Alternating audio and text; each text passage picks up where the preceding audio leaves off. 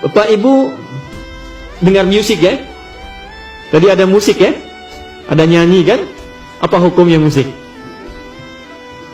Wah, ini rame ya. Beberapa tempat gara-gara musik, suami istri bisa nggak tegur sapa itu. Kawan jadi tak kenal lagi deh. Musik itu asalnya juga dari tradisi jahiliyah. Ada tradisinya. Ya. Mulanya dari syair. Syair disebut syair, Datuk juga di bahasa Arab, saya spesialisasi juga di bahasa Arab. Syair disebut syair kalau dia memenuhi 4 unsur. Di antara 4 unsur ini ada musik. Ya, al-fasahah, al-khayal, kemudian nanti uslub, yang keempat adalah musik. Ya, musik. Ada musiknya. Nanti punya mereka 16 rumus. Disebut dengan bahr di ilmu arud.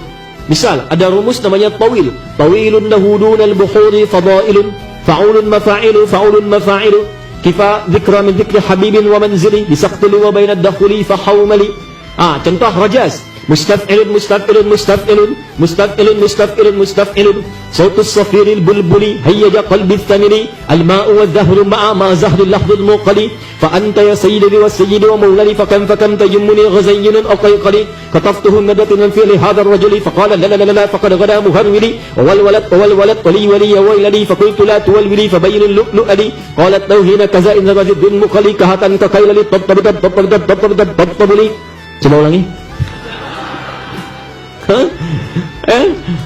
Madid mufa'alatun mufa'alatun fa'ilatun tala'al badru alaina min thaniyatil.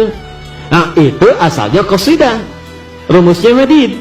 Ada 16 rumus yang dipraktikkan di era Nabi, di masa jahiliyah. Itu bentuknya banyak. Misal, ada orang bikin qasidah, bikin puisi untuk berzina, namanya ghazal. Jadi dia bikin rayuan-rayuan lewat puisi supaya bisa berzina dengan orang lain. Ada lagi khamariyat, bikin puisi untuk mabuk. Ya, jadi supaya senang menikmati minuman keras. Di zaman jahiliyah itu pemabuk amatir itu minumnya 5 kali dalam sehari. Itu yang amatir. Jadi kalau baru minum 2 kali, itu baru mulai saja coba-coba itu. Itu kalau untuk menarik dia mabuk, ada namanya khamariyat. Sehingga apa yang terjadi? Begitu mereka mabuk menggunakan syair dan bernuansa musik, maka dicela oleh Quran. Ada celaannya. Wasyu'ara'u yattabi'uhumul ghawun alam tara annahum fi kulli wadin yahimun. Para penyair, pujangga, pemusik itu kebanyakan mereka tidak bermanfaat waktunya. Datang ke lembah-lembah cari inspirasi, tapi hasilnya berbuat maksiat. Maka turunlah ayat tentang para pujangga, para pemusik. Tapi sisi lain, ternyata ketika Nabi dicela dengan musik, ada orang bikin syair pakai musik, dibela oleh sahabat Nabi, namanya Hasan bin Thabit. Maka Nabi punya pemusik, punya penyair di samping Nabi yang membela Nabi. Dan ketika membela Nabi, turunlah ayat illal ladzina amanu wa amilus shalihat, kecuali yang musiknya diarahkan kepada amal saleh dan nilai-nilai kebaikan. Maka para ulama menyimpulkan dari tradisi ini, musik berkembang dibagi 2 bagian. Jika ada yang berkaitan dengan nilai kebaikan, membawa syiar-syiar kemuliaan, tidak berlebihan, tidak memberikan dampak maksiat, maka diperkenankan dengan batas-batas tertentu. Tapi kalau membawa kepada hanyut sesuatu sehingga lupa dengan kebaikan, dia bisa makruh sampai dengan haram. Sehingga ada ulama menempatkan musik seperti hukum nikah. Al-musiqa ta'tarihi ahkamul khamsah. Jadi tengah-tengahnya adalah ibahah, ke kanan sunnah, bahkan bisa wajib, ke kiri makruh, ke kirinya lagi haram. Di masa Islam jaya, musik ini diadopsi menjadi teori gramatikal memudahkan belajar pengetahuan. Contoh, di masa-masa Islam jaya di Andalusia, itu para ulama kalau ingin membuat metode-metode mengajar, semua pakai syair. Kita kenal alfiyah ya. Alfiyah itu metode gramatikal bahasa Arab, menghimpun nahwu dan saraf, hafal 1002 bait, maka menguasai semua kaidah bahasa Arab. Kalamuna lafzun nufirun kastaqim wasbun wa fi'lun thumma harfunil kalim wahiduhu kalimatun wal qawlu am wa kilmatun biha kalamun qad yu'am bil jarmi wat tanwini wan nida wa al wa mustadin lil ismi tamyizun hasal bita fa'alti atat wa ya if'ali wa nun iqbalanna fi'lun yanjali. Itu ada musiknya.